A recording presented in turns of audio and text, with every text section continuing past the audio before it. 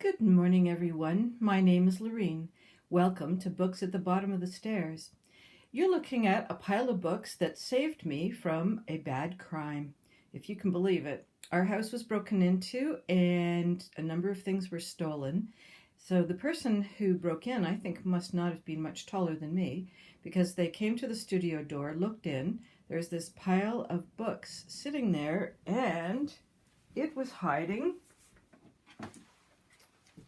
my camera. So my camera didn't get stolen. So that's just another purpose for a pile of books, is to hide valuables behind. Discovered that the hard way.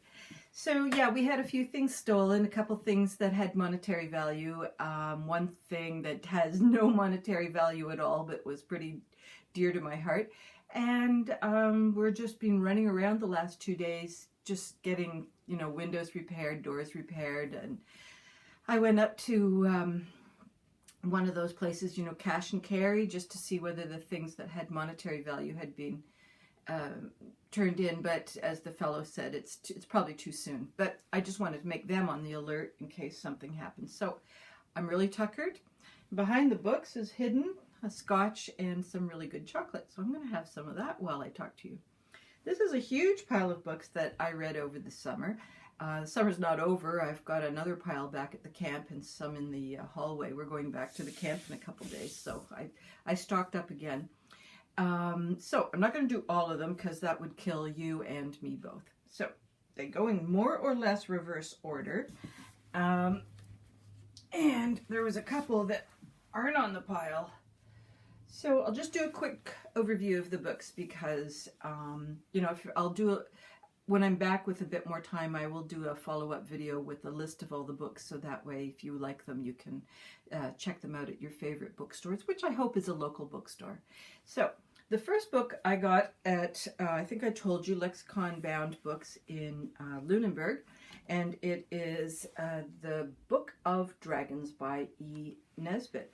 I thought I would love this because I just loved all of her other books, but this one didn't age very well. I think she's got this approach of speaking to children that's kind of, I don't know if it's like coy or condescending, but it's certainly of the time, but it just didn't hold much of an appeal. And she also breaks the wall between the reader and the author, so she's speaking to the reading audience as well with a bit of a tongue-in-cheek kind of thing going on, and didn't work for me. Plus, all the dragons are bad, so, I love a dragon, and like a stupid, terrorizing dragon, I think, is just so underestimating its potential, so I did not finish it. I don't even know if it'll make it to my bookshelf. Probably not the way I threw it. All right, the other one, completely different. This is Thomas King, Obsidian. I may have spoken about it as a book I was planning to read. It's I believe it's the 5th one in the Thomas King Dreadful Waters series. Dreadful Waters is the name of the detective, and he's working on a case where he's gone up to the communities he's living in. I think it's in Canadians. I am tired. In Canadian area, but he was in California with his really good girlfriend and her daughter, and they were murdered, and there was no solution to the case. So this murder has traveled through the other books, but this is the resolution of that murder. And it's a bit twisted in terms of bringing all the parts together. It takes a while before we really launch into the mystery solution at all. Has kind of an odd ending, but that's typical for Thomas King. He's not linear in his storytelling. He kind of takes a left, and then does a semicircle, and then you sort of get home. Not my favorite of them all, but I think it's still worth reading, and it is certainly a great summer read where you're not really, this would be a great vacation read, great plane read. I think they all would, because there's a definite sense of humor below everything. It's just delivered in a kind of dry kind of way. You're not sitting there going, oh, tee-hee. So really recommend this series. It's been solid, all 5 books. Now, because that cold case from the Dreadful Waters past has been solved. I don't know whether that's Thomas King wrapping up the series or not, so that remains to be seen. This is the second book, and way at the bottom here, I'm not sure if it's in the viewer, is Here Be Monsters by Alan Snow. And the Here Be Monsters book is definitely the first one. There are only two. It's time for a scotch, okay? I'm just going to take a little sip, and eventually I'll be restored. Okay, second one, Worst Things Happen at Sea. And these are the same characters where in the first one, I think the first one is a marvelous book, would recommend it high and low. This book, I don't know, it was just too ridiculous. The first book does delve into the ridiculous, but this is just a couple of steps beyond. So I didn't finish it, and I'm really slightly disappointed with myself, but it just, it's like, it was slapstick just run amok, and the plotting and the characters completely lost intelligence. It was as if everybody was operating on a lobotomy or something. It was just, and in this particular time of the world, 2020, and looking at some of the prominent figures in the media, I just couldn't take any more stupid. And so this was just a bit too stupid. And I don't think I'll go back to it because there just wasn't enough in the plot line itself that would make me want to try and forgive the characters. So, yeah, too bad. All right, this one is the fourth in the Tony Hillerman series with the Leaphorn and Chi. Those are the two characters. And I don't see the other one, so I must have spoken on it. This is the fourth one in the series. A dying man is murdered. A rich man's wife agrees to pay $3,000 for the return of a stolen box of rocks. A series of odd, inexplicable events is haunting Sergeant Jim Chi of the Navajo Tribal Police and drawing him alone into the bad country of the merciless Southwest where everything good struggles to survive, including Chi. An assassin waits for him there, protecting a 30-year-old vision sired by greed and nourished by blood, and only one man will walk away. It's very interesting. One of the things you get with Tony Hillerman is you get a lot of anthropological, ethnographic kind of background of here, some of the Navajo, and it's mostly Navajo, a little bit of Pueblo rites and rituals. There's a corn ritual. There's a young girl coming of age ritual. And it's so fascinating from that point of view. Also, Hillerman does just an amazing job of describing the setting.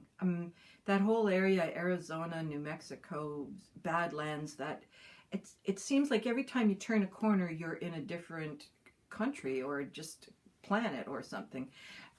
Really a tough part of the world. I, would really like to go see it one time, but maybe in a helicopter. So, anyhow, the mystery is really interesting. It's trying to think. Lieutenant Chi is the main character. Leaphorn is from a different tribe and a different set of books. So this is the first time we encounter Chi. And he also encounters, for his first time, a lady called Mary, who is a teacher in one of the local Navajo schools. Mary irritated the hell out of me. She was the author's voice in a way. So if Chi decides that he's going to get in the truck and he's going to go up to such and such a mesa, she was the question of, like, why would you do that? Doesn't make any sense. And Chi operates sort of on Navajo intuition logic. It's a very logical, pattern-oriented cultural way of thinking, which ties in with the sort of Western detective solution of mystery, but it's on a different, shall we say, like, how would I describe that? It's like Western thinking is linear and pattern-based this way, in terms of people's behavior and cause and effect, whereas Chi's thinking is linear and pattern-based, more on nature, what would be logical in the world of of mankind as opposed to just a Western way of looking. So he comes at the problems sort of sideways and underneath, which makes for interesting solutions, but his thinking process is a bit challenging, and Mary is the person who kind of asks the Anglo questions, and I found her so irritating. I thought, just go with it, like from the author's point of view, just go with this character, don't be yourself. Why would this person think this way? Well, just explain it or show it. Showing, of course, is always more interesting, but yeah, Mary could have thrown her out easily. Anyhow, Chi really likes her, thinks she's quite the woman, and anyhow, I think it's worth pursuing and getting on to the 5th book. I'm hoping to do that. Might buy myself number 5 and 6 for a Christmas present. Because guess what? One of the things that was stolen are all the Christmas presents that I had done in advance. And I usually have the kids 80% done by the end of August in terms of, so all the Christmas knitting is gone, and all the little things that I had purchased, and I'm pretty sure I have to go back through old receipts because once it's in the pile I kind of forget about it. But I swear I said to myself, yeah, you know, the girls are done. So that means I get to go shopping again in a world where there's really no shopping. Halifax is not, you know, the most amazing shopping mecca in the world. The Call. This is by Edith Arrington Zangwill. It is really, it's from Persephone Press, which I have sort of talked about a little bit in the past. It's, which one is it? It is number 129. And Zangwill wrote this sort of 1924. It's post-World War I, of course, but it is also coming in at the tail, sort of the middle and the tail end of the suffragette movement. And our character here is, oh my goodness, Ursula. Ursula is a bit of an eccentric character to begin with in the world of proper female behavior. She's become educated and is a really good chemistry student and has a whole bunch of experiments on the nature of nitrogen and how nitrogen can be used. And this is the beginning of how can chemicals be used for commerce. So she's doing some nitrogen experiments. She's out of track with the rest of girl kind, if you like. And her parents, she has a stepdad who's a colonel in the English military and a mother who's a socialette. Somehow they let her get away with it. This is okay for a while. We get to see her point of view on men in general, marriage in general, and what she anticipates her career will be like in a scientific world, knowing that she's not welcome. But then simultaneously she encounters someone who eventually changes her mind romantically, but she also encounters a suffragette or two who she's really not in sympathy with at the very beginning. I mean, she's really like totally dismissive. But as time goes by and a couple of encounters with people who are less privileged than herself move her towards the suffragette movement. And as time goes by, she leaves the chemistry behind and is very much a speaker for the suffragettes.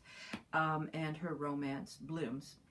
I really was intrigued by this book until, let's say, the last 10%, where World War I comes into play in real life, and the suffragette movement gets put behind because everybody's expected to rally around the flag and be not disturbing the status quo. We've got a war to deal with. Now's not the time for agitation. So the suffragette movement just goes kind of underground, or not in the newspapers for sure. I don't really know what the suffragette leaders do at that time, whether they're still politically active. Anyhow, by the time World War I is over, the suffragette movement just kind of takes care of itself. So that's where I just started to lose track of the book in terms of staying engaged. Like, why isn't that explained a little better? So much other things were explained. Simultaneously, another simultaneous.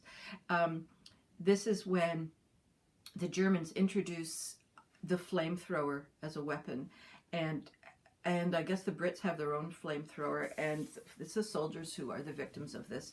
And it turns out that nitrogen is a component in extinguishing these flames, because they're, I don't know the background of that chemically, but it's very difficult to put out. So extinguishers are needed. Well, her experiments are pretty rock solid, but she's burned a few bridges in being a suffragette, so she's overlooked as a... So I'm spoiling the story. Oh my goodness. What the heck? I've spoiled it this far. Eventually, her experiments are just figured out, but it just all... I don't mean figured out. They're accepted by the War Office. And everything just kind of ties up. She kind of loses her identity from my point of view as the reader. She becomes what she said she didn't want to become. So I don't think I'm going to recommend this book. I mean, it was well written. It was well paced. There's certainly, if you're interested in the beginnings of the suffragette movement, in terms of the hunger, starvation, what did you call that? Hunger strikes. So there's some interesting stuff in the middle of the book, but the ending kind of, I don't know, just kind of winkled out. So that was too bad. The next 3 books I loved. This one is The Very Nearly Honorable League of Pirates. The first one in the series is Magic Marks the Spot. It's by Caroline Carlson. It's just a romp in piracy, nothing more. She is a young girl who's decided that she's always wanted to be a pirate. Her father's in the Navy. He's like an admiral or something like that. So she knows all about sailing and ships, and it's a world with magic in it. That's their... Part of the conflict is suppressing of magic, but then magic is bubbling out in other places, and it's being used for, is it good or is it evil? Because, yeah, it depends who holds the power, right? So she's decided she wants to be a pirate. She gets kind of blocked at a whole bunch of different spots, and through an interesting interconnection, she's taken on board a pirate ship. That's a little bit questionable in terms of that scenario, and she just gets on to adventures from there on in, and they're pretty interesting with the combination of magic and piracy. There's a very interesting solution at the end, although, you know, this is for middle readers. It's not an adult book for sure. I don't think a middle reader would anticipate how the ending's going to go, but those of us who've been reading for a long time would kind of anticipate what's going to happen. Stuck to it till the end, like I didn't get thinking, yeah, but still, even though I think I know the ending, how is she going to do that? So I stuck with it all the way through. Loved this book. Went to the library today and picked up the second one in the series. So I think it's a good one. There's also a gargoyle in here. So really, what's not to love? All right, this is new to me. This author, her name is Rummer Godden, Rumer, and the last name Godden, and it's called Green Gage Summer. This is from that little Pan Macmillan press that I really love the format of the books with, you know, pretty end papers, got the gold leaf on the edges, and I always take a book sleeve off when I'm actually reading, because that's just annoying, but this is an embossed cover, and it has the little doodad.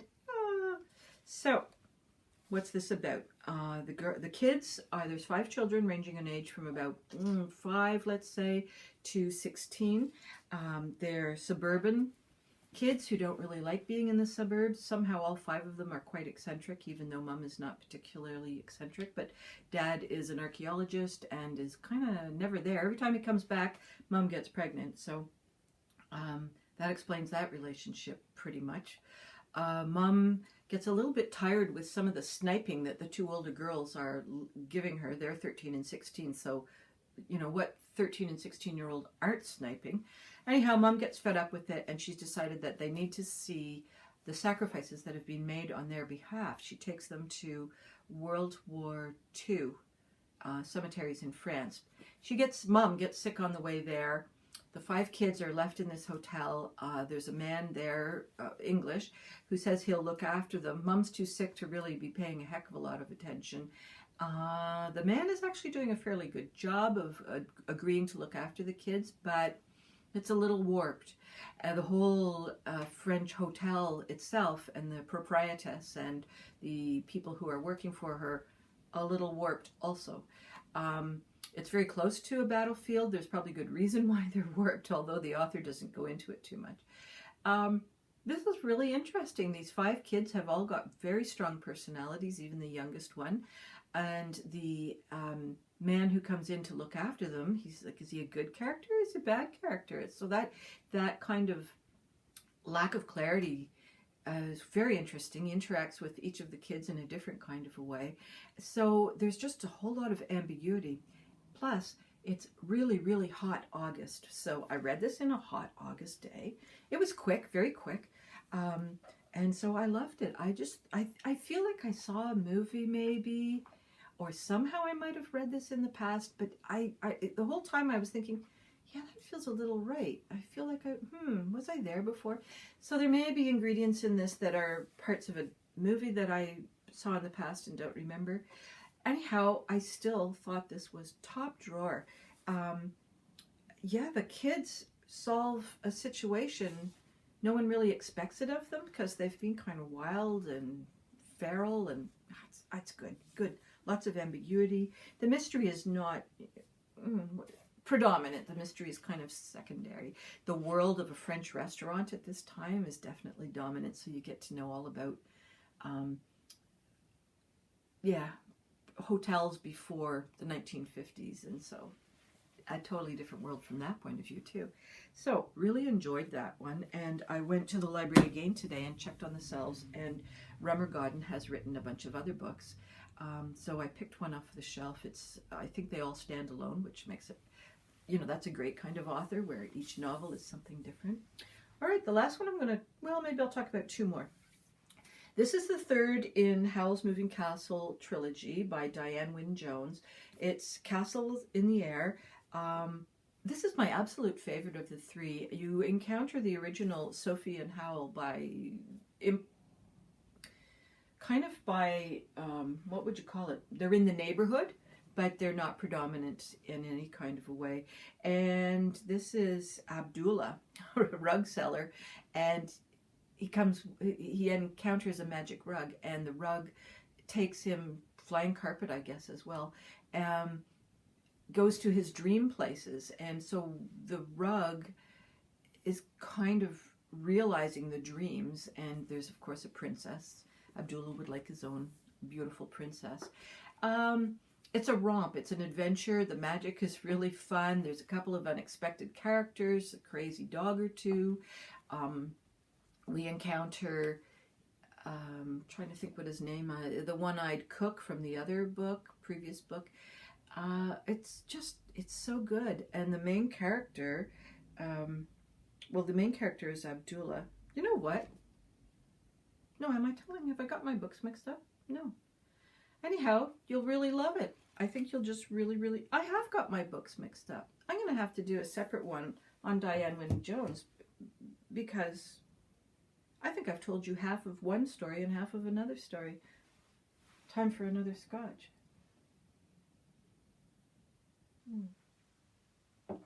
Okay, I do remember the plot on this one. This is Dragon of the Chocolate Heart, and it is written by Stephanie Burgess, possibly pronounced Burgess, but I think Burgess. Middle reader book. Again, loved it. Dragons. So the young dragon in the Cave of Dragons, she's 30 years old and is still considered a youngster. She's had enough of being cooped up in the cave. She decides to sneak out of the cave, even though she's been told not to. And everybody in the dragon family has a specialty. She hasn't figured out anything that she wants to specialize in. She doesn't have a passion, but she's convinced that she can be a mighty fierce hunter, look after her own food and her own needs on the mountain, and so she runs away. Encounters what's called a food mage, who has the ability to make food just that much more spectacular. Somehow the food mage, so when she comes upon the food mage, she smells something that's really unexperienced. And he says, well, it's chocolate, it's cocoa. She wants some. She wants to taste it. And so he's preparing it and he casts a spell and she turns into a girl. And Aventura is her name as a dragon, and she keeps that name as human. So she's dragon on the inside, human on the outside, and she is given enough information by the food mage to know that she's got to get to the town and find a way to make a living. So she doesn't know what make a living means. She figures that because she's a fierce dragon, she'll just continue to eat humans and sheep and so forth. So she's got a whole cultural experience that she's got to work her way through. Plus, she's decided, when she finally figures it out, that making a living is going to be done as a chocolatier. There are 3 competing chocolate shops in the town, and she's got to find a way to become employed by one of them. And what follows is just delightful mayhem, just really fun stuff. Of course, there's chocolate. The proprietor of the store she ends up in, passionate about chocolate. Everybody's passionate about chocolate. And so, funnily enough, I did not eat chocolate while I was reading this, but I really wanted to. So, yeah, loved this book. I haven't followed up to see whether she's written any more. It's not a series, I don't think. But it was just a treat. I really, really loved that. If you've got anyone in your world who likes a dragon, or even if you've got someone who's an adult and really loves chocolate, I think this is just a fun read. So that's it for today. What I'm going to do is shut off, take a break, finish my scotch, and then I'll come back and talk about these books. But I will post them in a week or so from now, next time we're back in town. So I hope that all your reading dreams and adventures continue to come true, and that you stay safe, and that your books protect you. Take care. Thank you. Bye-bye.